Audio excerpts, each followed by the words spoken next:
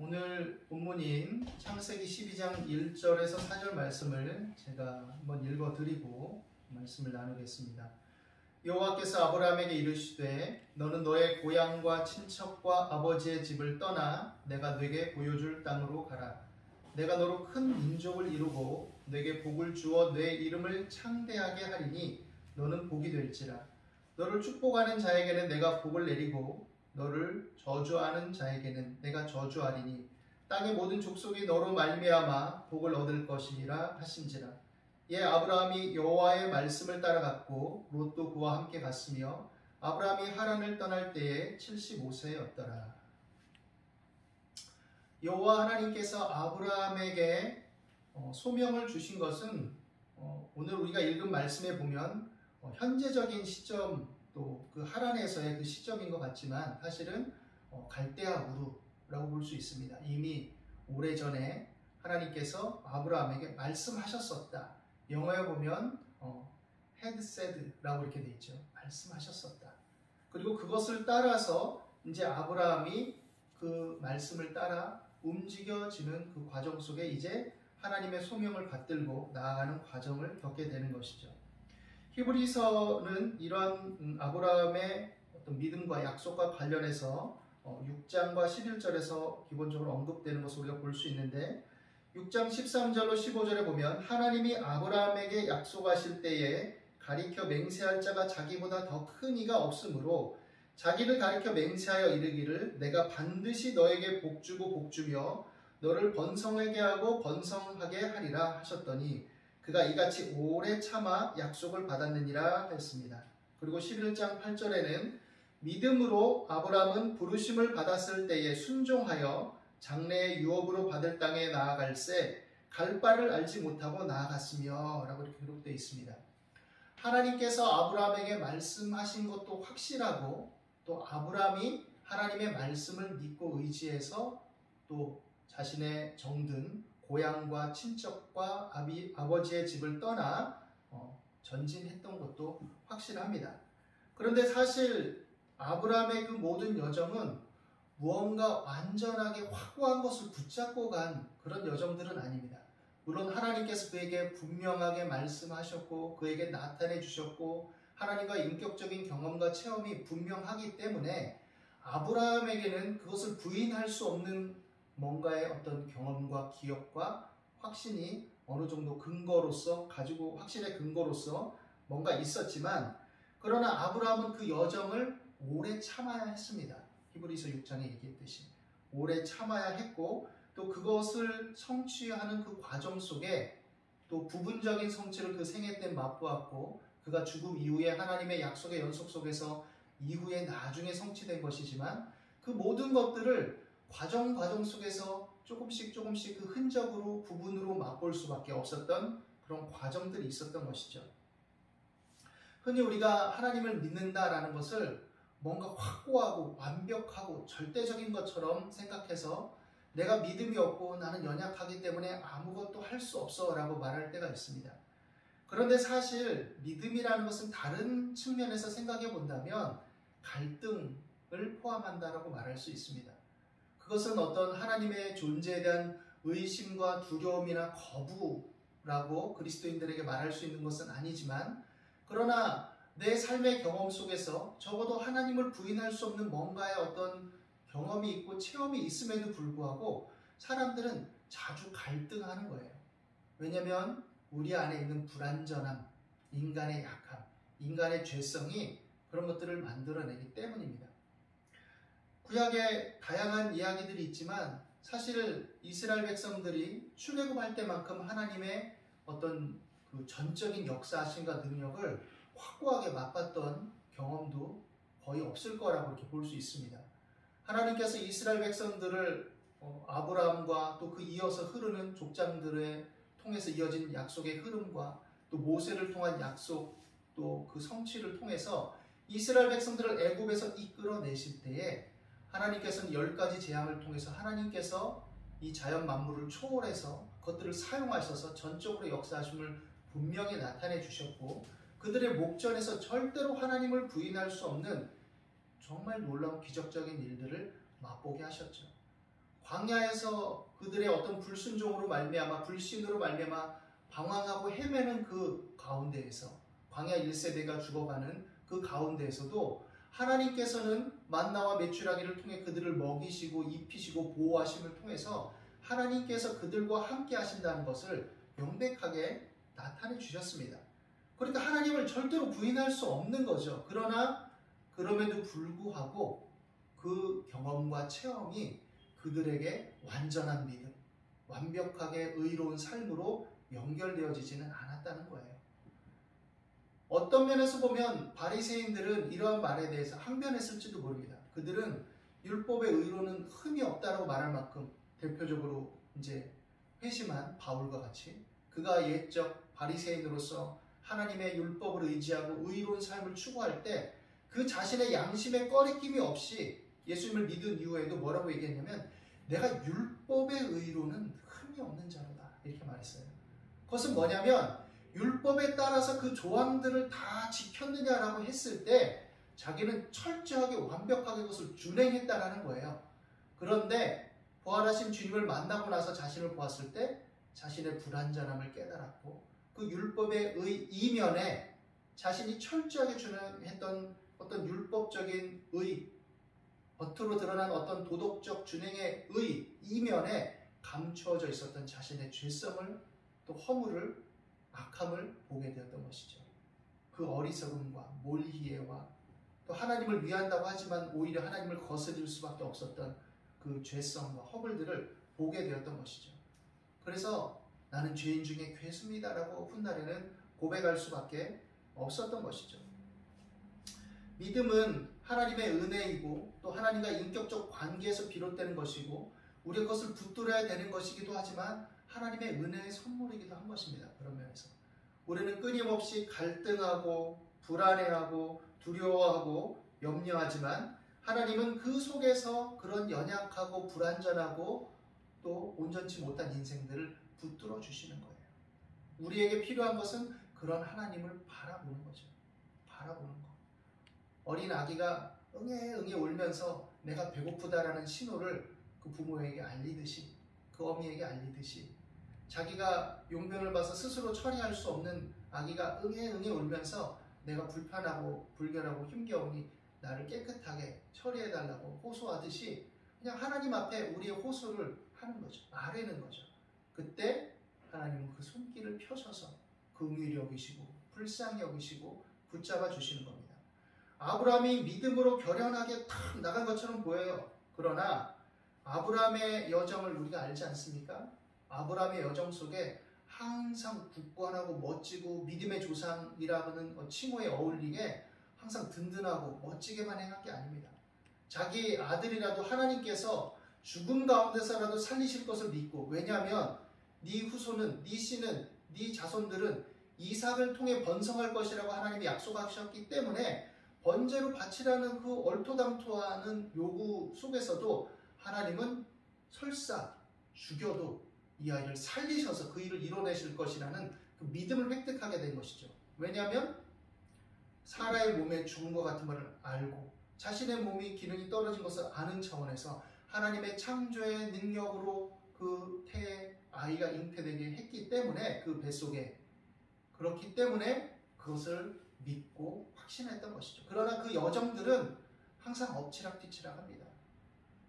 주변의 사람들이 두려워서 아내를 누이라고 속이기도 하고 그래서 이방 왕에게 책망받기도 하고 또 다양한 과정 속에 이제 아내의 어떤 부추김이기도 했지만 그러나 걱정되고 염려스럽고 도저히 불가능할 것 같으니까 자신의 이성적 합리적 판단 속에 하나님의 약속을 제외하고 하갈을 통해서 이제 자기 후손을 얻으려고 생각해 보기도 하고 여러 가지 잘못과 허물들이 있죠.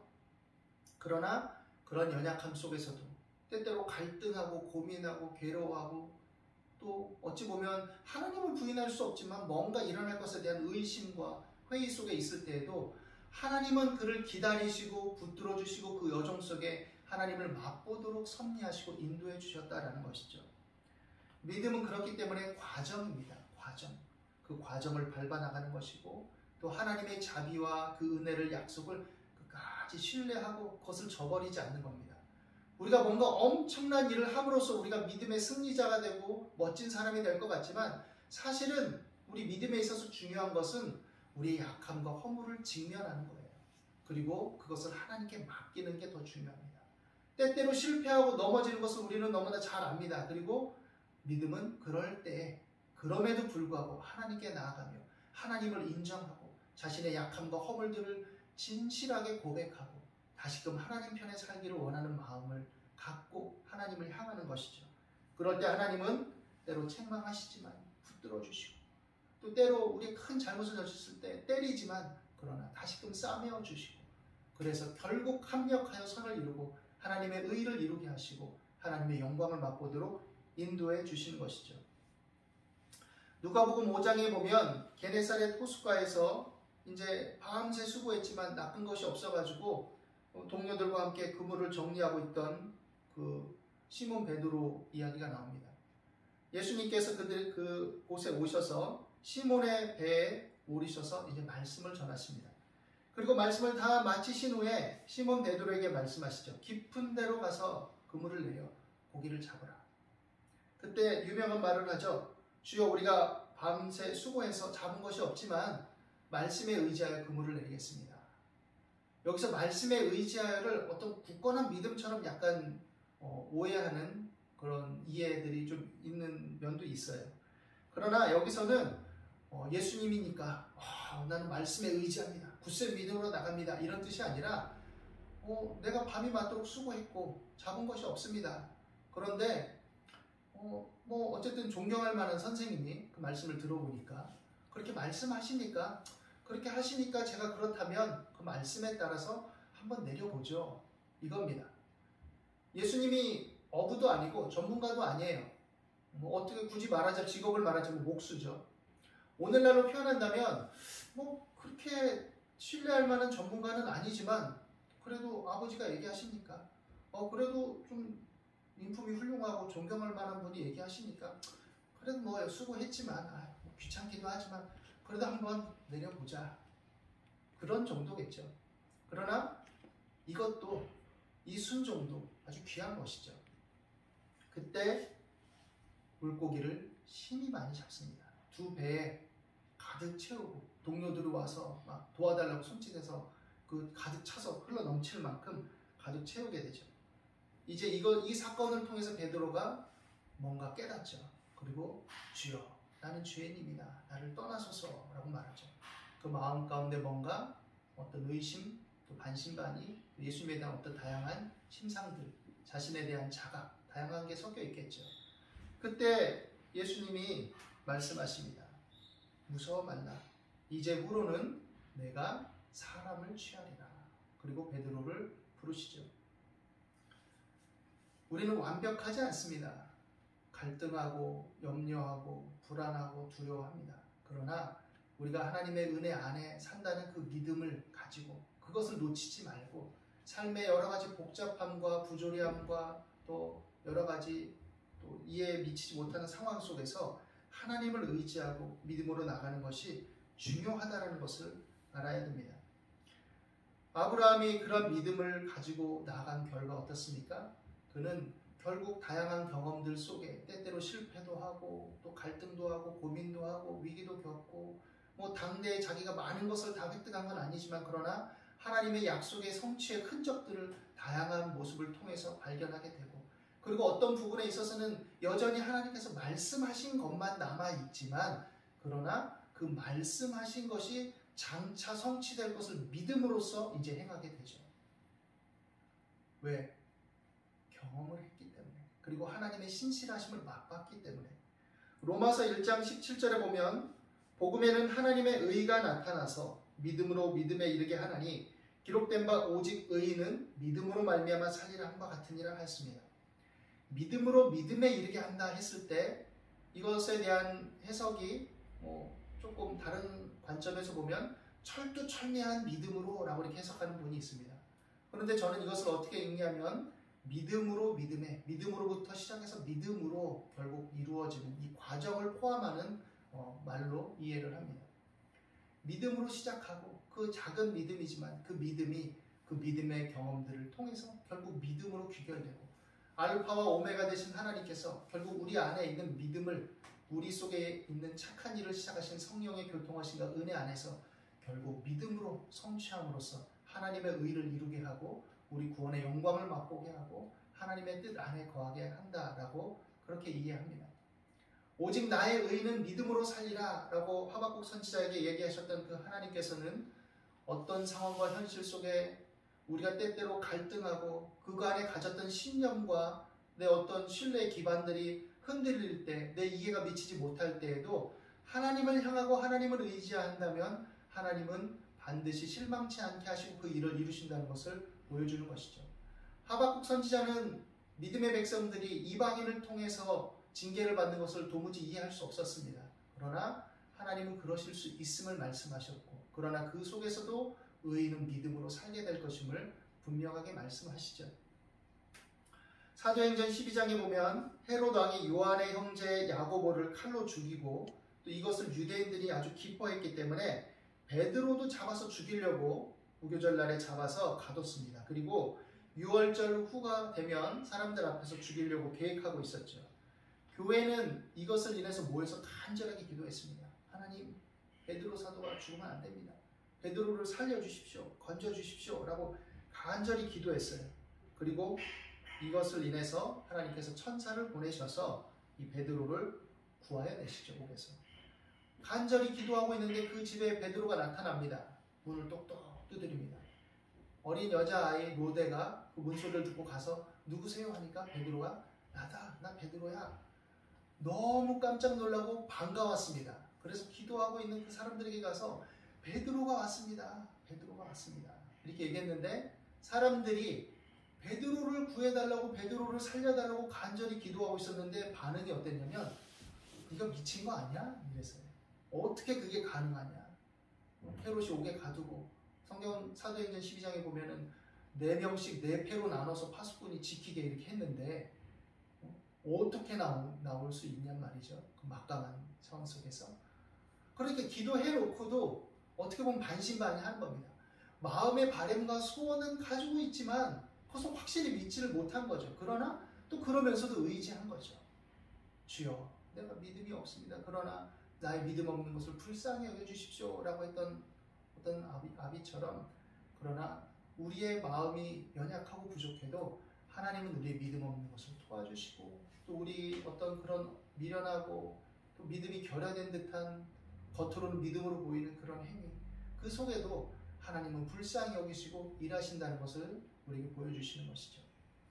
아브라함에게 본토 친척 아비 집을 떠나, 고향과 친척과 아버지의 집을 떠나 내가 내게 보여줄 땅으로 가라 했을 때 아브라함이 엄청나게 확고한 것을 가지고 가진 않았을 거라고 생각합니다. 그러나 그럼에도 불구하고 하나님을 경험하고 하나님을 알기 때문에 그 만남, 인격적인 실존의 만남을 받아들였기 때문에 그는 움직일 수 있었다고 생각합니다. 예수 그리스도를 믿고 그 믿음 안에 산다는 것, 그것은 뭐든지 말끔한 삶을 얘기하는 건 아니에요. 우리가 뭐 믿고 나아가면 항상 행복해야 되고 막 항상 행복이 넘치고 항상 얼굴이 밝아야 되고 믿음으로 가기 때문에 막 가족이 죽어도 뭐 할렐루야 뭐 천국 갔으니까 행복합니다 이렇게 말할 수 있어야 된다고 착각해서는 안 됩니다. 여전히 우리는 연약하고 불완전한 실존에 있는 자들이고 우리에게 아픔으로 다가오는 것들, 믿음이 있다고 하면서도 갈등하고 불안하고 연약한 것들이 있어요. 때때로 무엇이 옳은지 아는데도 불구하고 하지 못하는 우리 자신을 인해서 한탄할 때도 많지 않습니까? 뭐 몰라서 못해요 사실? 신앙생활을 몰라서 못합니까? 많이 알아요. 많이 아는데 그게 안 되는 부조리하고 이중적인 나를 보고 탄식할 수밖에 없는 거죠. 그때 필요한 게 은혜입니다. 그때 붙잡아야 될 게 하나님의 은혜고 그때 기도해야 되는 것이고 그때 하나님의 도움을 구하는 거예요. 내가 완벽하고 완전해서 하나님께 나올 수 있는 것이 아니라 우리가 부족하고 허물이 많고 지저분하고 복잡하고 뒤섞여 있고 이중적이고 허물이 많기 때문에 하나님께 나올 수밖에 없는 거예요. 그리고 그런 자들에게 하나님이 나오라고 그런 것입니다.